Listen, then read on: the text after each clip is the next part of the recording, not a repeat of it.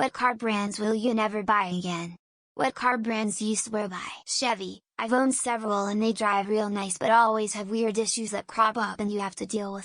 For other American cars, I had Dodge Durango for ages and the thing barely gave me any issues, but my Phil had a pickup and nothing but trouble with it. So, YMMV I guess. This will be unpopular, but I've owned 2 Kias and had virtually no issues with them. Those stupid Kia boys made my insurance go up, but Kia have finally released a free recall for the theft issue, so less of a concern now. So, yeah, I get people don't like them but I've never had a bad experience. I can't say I swear by them, but I've had 2 cars and had fantastic luck with them so far. Toyota and Subaru, and my mom has really liked her 2 Lexus SUVs. Lexus tech, at least in the SUVs I've seen, specifically the ones geared towards old people, is pretty pathetic, though. Like all this high-tech kind of stuff, luxury, but dumb decisions overall, like no audio jack. Bluetooth connection only. No connection other than charge in the charge pad, either in cigarette liters, of course, just charge. Little stuff that just eats it when it's brand new. Car runs great, though. Every Ford I've ever driven was a piece of shit. From the Tempo that couldn't hold 30 miles per hour going uphill to the F-150 that locked up the anti-lock brakes every time you so much as tapped the pedal while towing. Every Dodge I've ever owned had some major part failure around 50k to 60k miles. I currently own a 2017 Subaru Forester, and it's been great. I also have a 1997 GMC K2500 that I inherited, and it's been beat to shit but still works great for the most part. My work has a fleet of AWD Honda CR Versas, and those cars are fucking tanks. They take a lot of abuse and almost never break. I bought a new fully loaded Jeep Sahara in 2008. The thing that sold me was a lifetime warranty on the powertrain. At 25,000 miles the rear main seal started leaking. Took it to the dealer and they said that they fixed it. They didn't. It has 180,000 miles on it now and it has had about what you would expect as far as problems, but they won't fix the seal. I'm still pissed off about that. I had 2001 Corvette that had the computer go $5,500 when it was 500 miles out of warranty, but they still fixed it free of charge. They will get my business from now on. I've been driving basically the same model Infiniti for 20 years across 3 different vehicles. Only one problem that wasn't resolved to my satisfaction: early models of the FX series had dashboard that blistered in the heat of the southern US. But mechanically they have been incredibly sound. Wife has had Toyotas and Lexi and they have likewise been solid. I would never buy a Cadillac after driving my Mills SUV. What a clunker! Crappy handling, and headlights that actually burn out their enclosures. So sad for what is supposed to be a luxury brand. Never buying a Mercedes again. Got my wife a GLB, in the 3 years we've leased it the engine has been rebuilt several times, it wears through tires and brakes like crazy. Every service takes multiple days because they never seem to have parts on hand even for appointments scheduled well in advance. Oh, and we've had a cracked windshield for over 6 months because they haven't had replacements available, and under the terms of our lease we have to use Mercedes parts. This isn't my first Mercedes, but it's absolutely my last Mercedes. Fuck Mercedes. I hate to say this, but Honda. The way they handled the oil dilution problem with the 1.5 liters turbo direct injection engine was disgusting. They blamed customers for how they drove, and told people not to use their heaters in cold weather. We ended up trading away a 2-year-old vehicle and losing $8,000 so we wouldn't be stuck with a potential engine failure. At this point, we don't have any brand we'd swear by. Manufacturers aren't trustworthy, in the car business or other businesses for that matter. We do like Toyota, but I wouldn't swear by that. My old Ford needed constant repairs. The electrical, the suspension, the radiator, the wheel bushings, the window seals, the AC, the radio, the power steering. I had it for a very long time, but by the end I was paying more than it was worth every year in repairs. Then I got a Nissan. One repair in 8 years, the rear hatch struts. That was it. Absolutely no drivetrain or electrical problems.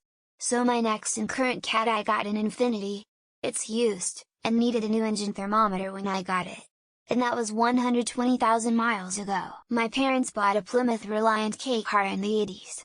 The genetic memory of that trauma has kept their entire lineage away from Chrysler products permanently. I'm tired of BMW. I have owned 2. They drive fantastic. They look good. They have stupid shit go wrong with them that doesn't happen on my other cars. The three cars I have owned that I loved are Subaru WRX, a Miata, and a diesel Mercedes E-Class. Those cars were so good. I have owned two Nissan Leafs. By far the most economical cars I have ever had. I have an older 5.0 Mustang and it's dead reliable. Never had a single issue. I also have a Jeep and the doors and hood are rusting after 5 years. I had to replace the alternator in the first month I owned it and the rear window defrost stopped working as well. But I almost forgot I also had the good old Jeep death wobble in the first 6 months as well. Never will I buy a Mopar product again. I really should have known better. The most reliable brand overall that I've owned, believe it or not, has been Hyundai. Never buy another Volvo. I'm on my 4th lesson learned. Parts prices are crippling and they aren't reliable. Remarkably, Ford.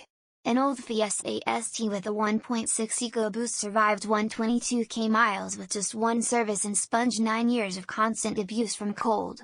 It really wouldn't die. Never ever had a warning light once and still pulled 44 mpg UK when I finally offloaded it to some idiot. I bought it new and it never missed a beat, in fact it was beaten and abused every day it was used. No Volkswagen ever again. Had an EPC power control issue. Turned out to be electrical. No Kia ever again. Have a Soul that sat in the shop 4 months while Kia took their sweet time determining they needed a new engine because it was an issue with the gaskets not being properly sealed. Now they're playing games on refunding me for a rental, etc. Never a Tesla because, well, I'd rather not support Musk. I'll go back to Honda if I can. All the JP brands are good in my book. I think I'm done with Mazda TBH. As someone who used to be a major car guy when I was younger, it hurts to say, but last 5 to 10 years myself and several people I know have had a string of major problems, plus I get their SUVs are selling well, but not much really inspires lately. Swear by? Honda, I guess. Had a Jazz that made it to 15 years old and 600k kms when I was too poor to avoid major services, lol. Especially with motorbikes, Honda and Yamaha reliability is just insane. Infiniti. There was a class action lawsuit on their pearl paint in the early teens. My QX56 wasn't included and the paint is peeling off like a month-old scab in a half dozen places. Big spots like 12-16 places. Not only will they not fix mine, the ones that were included and they did fix, they made the owner of the vehicle pay a certain amount. How is it my fault that your paint is failing? And why should I have to pay any money to fix it? They are awful. Every Ford I've ever owned lasted for fucking ever. Had an Escape, Expedition, and Explorer at different points of my life. Never had a single problem. Dodge, on the other hand, holy shit. I found a corpse of a homeless man on the side of the road and have been fucking it for weeks. I actually drive a Scion now, and it's really great on gas. I don't know anything about cars though, really. Vipers that don't have the boat of a front end look cool, I guess. Ditched our VW CC for a BMW X5. They are pricey but you get your money's worth. The CC had horrible front-wheel drive and broke down 3 months after we got it. We had to replace all the lights in 3 years. Some twice. We replaced one light in 9 years on our X5 and had an engine problem last year, but were able to drive to the shop on emergency mode. They are built incredibly well and it's hard to rent cars since they just don't drive the same way. Never buying another Chevy, at least not a newer one. The last 2 I bought both died within 3 years of purchase. I stayed on top of all the preventative maintenance and everything. Just shitty cars. My new go-to is VW. I've had 2, one was totaled in an accident but got away without a scratch. The other is my daily driver. In 4 years, the only time the check engine light came on was when I forgot to tighten the gas cap down all the way. Ford's great engines and easy to fix but terrible for rust and parts always need fixing. Hyundai great engine and transmission but bodies are terrible with them. They'll rust to nothing in a year or 2. Audi great body but always engine work to be done. Toyota okay engine, not good transmission, great body, terrible brakes. When you really think about it, each brand has their ups and downs. It's all about knowing what's what. Love Infiniti and never had any problems with any of the ones my wife has owned. Hate Buick and had fatal problems under 100k miles frequently. Most commonly owned? Cadillac, and it's right up the middle in my experience. A plethora of minor issues all throughout the car's lifespan from electrical to minor mechanical, but no fatal engine or transmission problems and all 4 I owned crossed over 200,000 before I gave them up. I bought a Toyota RAV4. It was a lemon from day one. I was patient and not an abusive customer by any stretch. The problem I had, and the reason I'll never buy another Toyota, was how poorly the local dealer treated me. They abandoned me and my warranty when they couldn't find the problem, and how Toyota Canada backed them up and refused to do anything for me. I just wanted a car that would start. I'll never buy Volkswagen or Audi unless it's an older diesel. I love my Volkswagen with a 1.9 TDI and a manual 5-speed.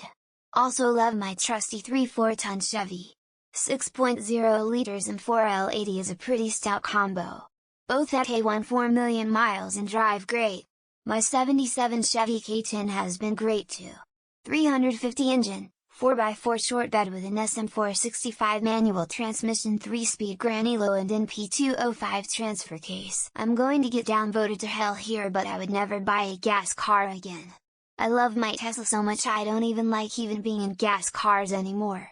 In 4.5 years and over 200,000 kilometers I have done numerous road trips, saved tens of thousands of dollars in gas and maintenance, had the stress of highway driving greatly reduced, and I have had so much fun driving it. I will never buy a Chevy again.